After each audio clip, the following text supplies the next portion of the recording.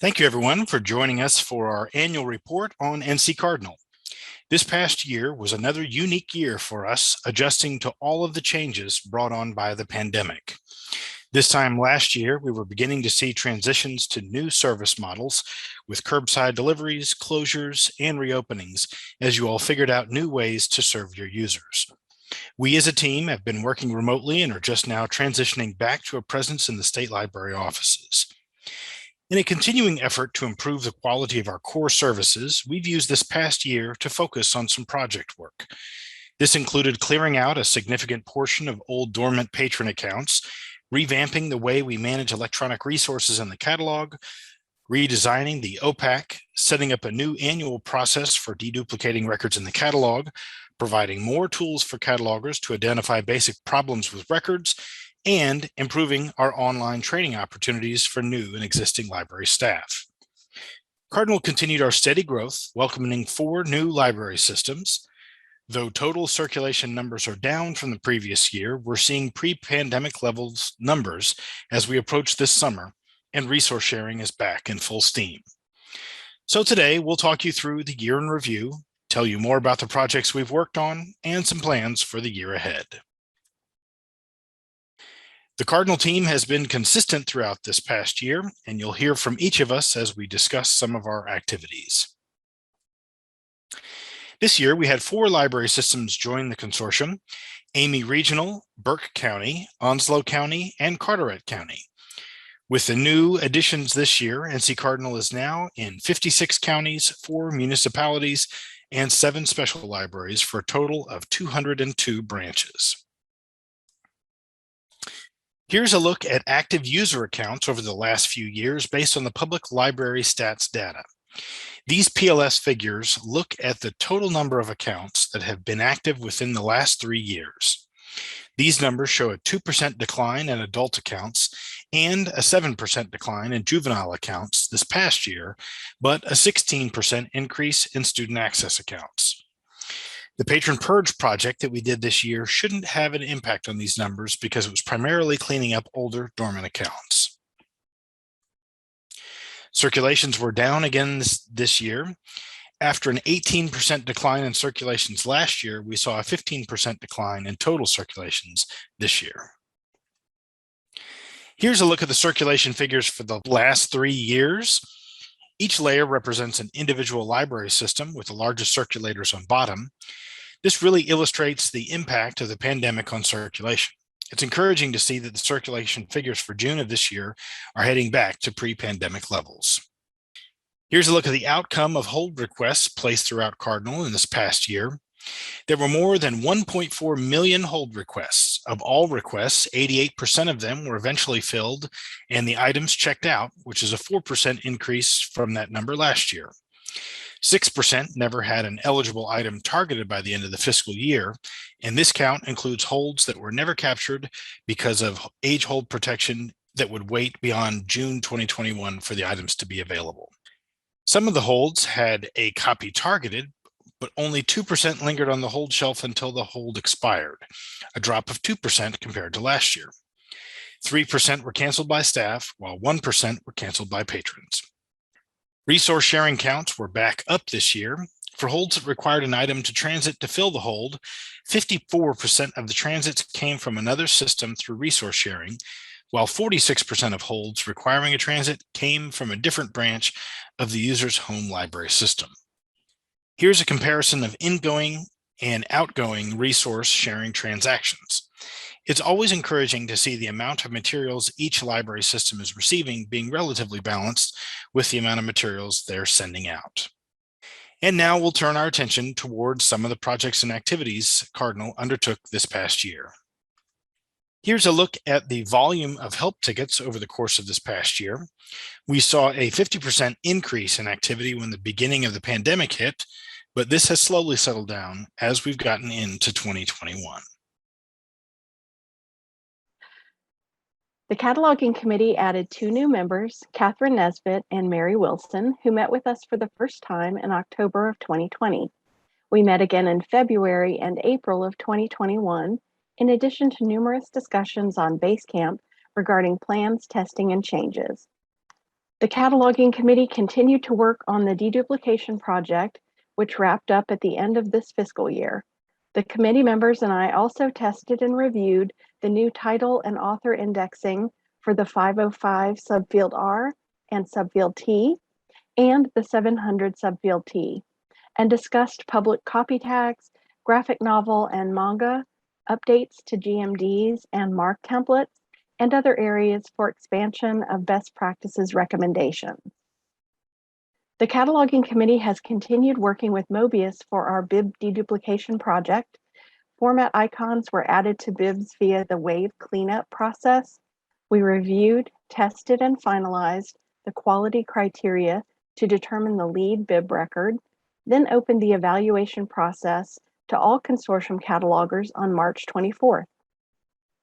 The committee and consortium catalogers spent many hours reviewing bibliographic records, making data corrections, and discussion and decision-making to refine the deduplication criteria and ensure that we were capturing important data from subsumed bib records, such as ISBN and OCLC numbers.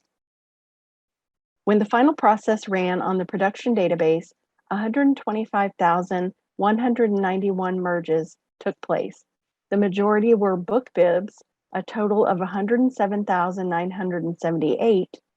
Blu-ray, DVD, and e-resources were not merged as part of the dedupe, but potential matches were identified as part of the needs humans list, with 51,339 bib records that catalogers can review and make manual merges as appropriate. The committee held a 2021 cataloging forum on June 10th, where we presented updates on the deduplication project and the new cataloging cleanup review pages that Llewellyn and Blake had developed and addressed questions and feedback. After breakout sessions, we discussed reminders and updates about the RDA toolkit, GMDs, graphic novels, and manga, the importance of correctly cataloging UPC codes, particularly for videos, fixed field data, subject headings, magazine weeding, and the new search indexing. The wave cleanup and dedupe generated lists of bibs and items that need human catalogers to consider. The NC Cardinal team have also been working with Mobius to develop criteria to generate recurring reports of cataloging that needs review. Llewellyn and Blake have been working together to create a user-friendly interface for catalogers. Catalogers have been very active reviewing the cataloging reports and making corrections. We hope to refine and expand these reports in future to keep the catalog clean and functional. This, along with the Electronic Resources Project, should help patrons and staff find materials more easily and make catalogers' jobs a bit easier too. I continue to maintain the list of certified catalogers, updating staff accounts as staff pass assessments or as requested via help tickets for staff who have made job changes. There were 62 new item cats and 33 new bib cats added this fiscal year for a total of 344 active item cats and 164 active bib cats. Due to the pandemic, all training transitioned quickly to online only. I customized scheduling, varying the sessions to suit leadership at each migrating library, offering everything from several 2-hour sessions to a standard 6-hour day of training. We also held several follow-up sessions with migrating libraries that wanted to do so, to answer any questions that had come up since their go-live. We worked with Debbie Lukenbill of Mobius to schedule recorded acquisitions training sessions for one of our migrating library systems that are available through the Acquisitions Basecamp group to anyone who wants to review them. Most of our migration recordings and training videos are unlisted on YouTube, but continue to be available to the migrating libraries. The circulation training module in Niche Academy has had 6,218 views, 151 people enrolled, and 53 who completed the training. We didn't require enrollment for the full fiscal year. I'd like to thank the Cataloging Committee and Consortium Catalogers for all their hard work this year, and I'll pass things over to Anna.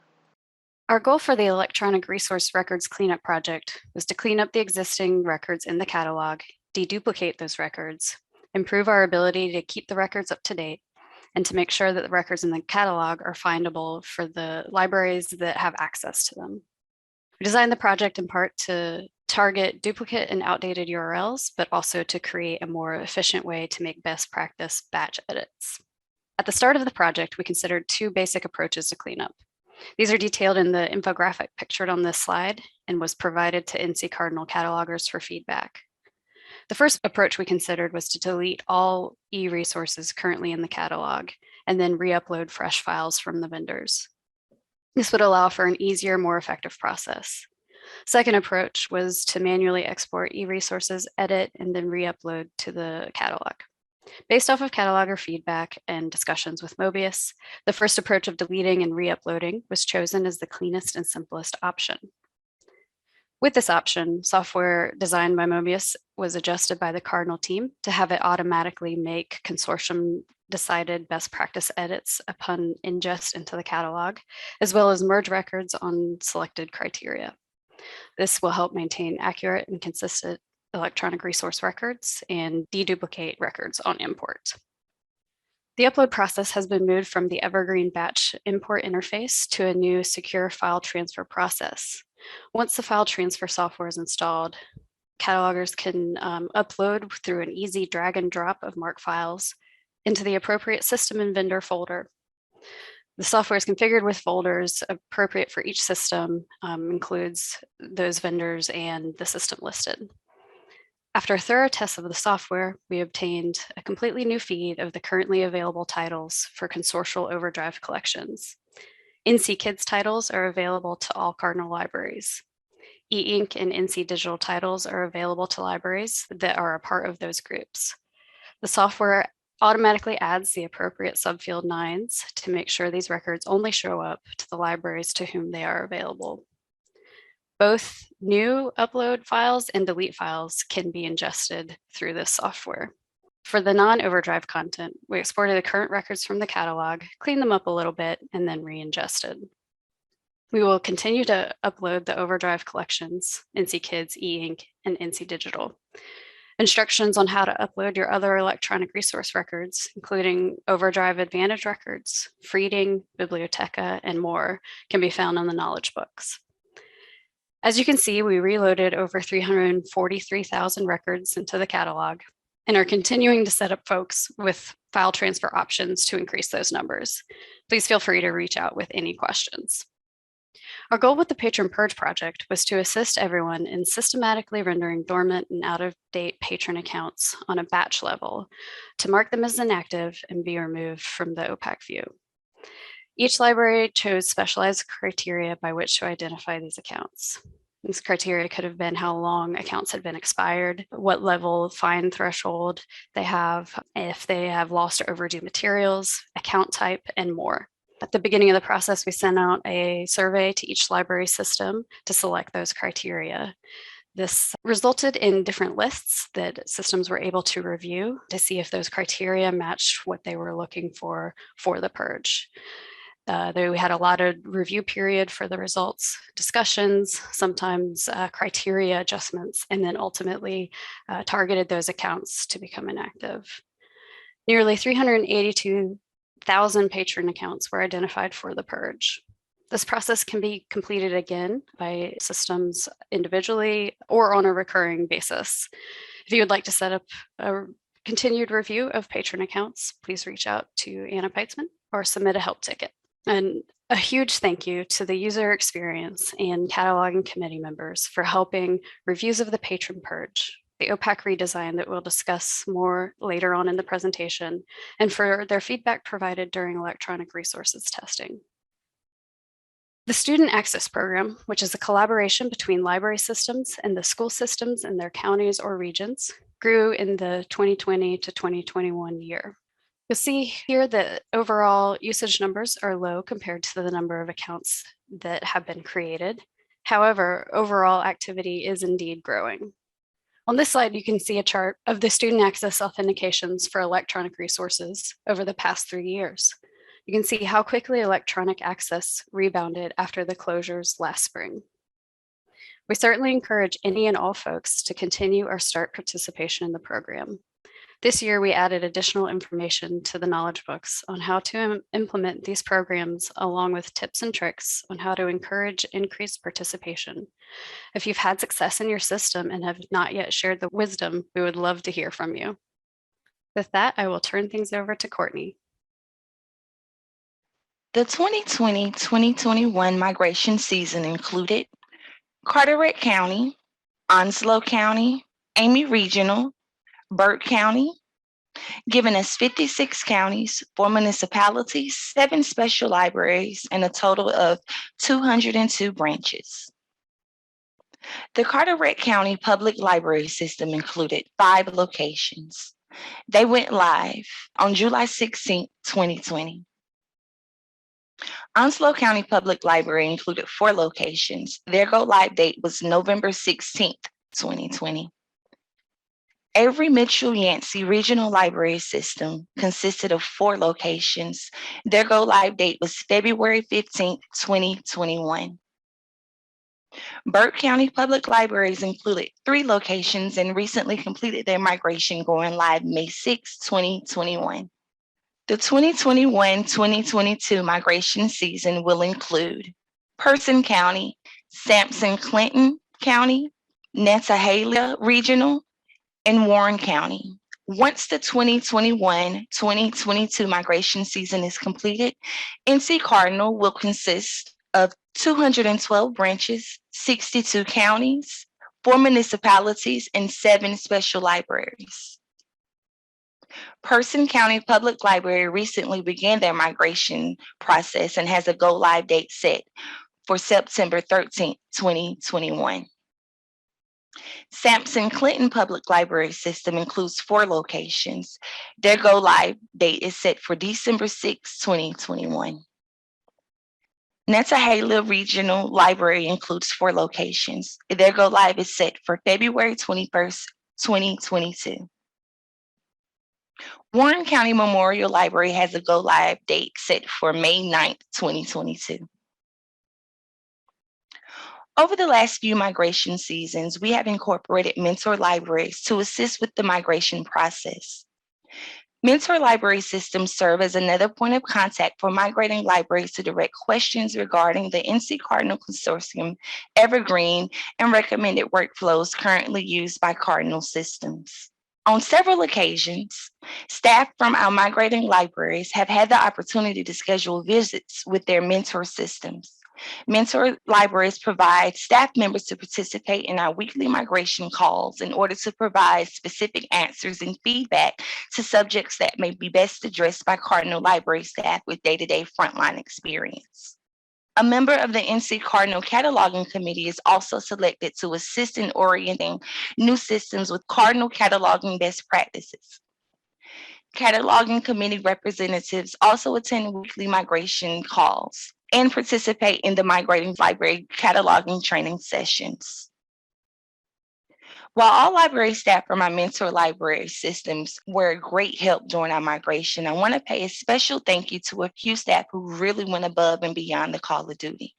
Nicole DeBruin and Randy Fremster of Appalachian Regional, Kim Davenport of Brown Library, Jackie Jones and Karen Brown of Caswell County Library, Wayne Hunt of Franklin County Library, Forrest Tate of Henderson County Public Library, Justin Stout and Melanie Morgan of Neuse Regional Public Library, Marcy Downing and Wenagua Hartwell of Polk County Public Libraries, and Kenneth Odom of Rutherford County Libraries.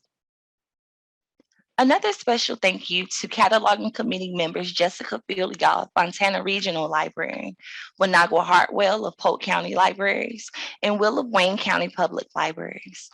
Also special thank yous to former Cataloging Committee members Angie Bates and Jonathan Furr for playing such essential roles in our migrations. Feel free to contact us if your system is interested in serving as a mentor, or if you're a CAT committee member interested in helping with upcoming migrations. Please keep in mind that we do try to match our mentors with migrating systems according to geographical locations and system similarities. With that, I'll go ahead and pass it over to Llewellyn. We've been working on rolling out the OPEC redesign templates in small batches. This gives us the opportunity for the users of the updated systems to uncover bugs and glitches that we weren't able to find during our testing phases. Library staff can submit a ticket using the OPAC redesign feedback category to give their OPAC redesign input directly to me. Since launching, we've fixed several glitches related to displaying the carousels on mobile and increasing the usability of the advanced search feature from the staff client perspective. The first batch we completed was with Monty and Farmville. We chose two smaller systems in case we ran into any problems with the implementation, but everything went smoothly. Our next batch was with Caswell and Brown.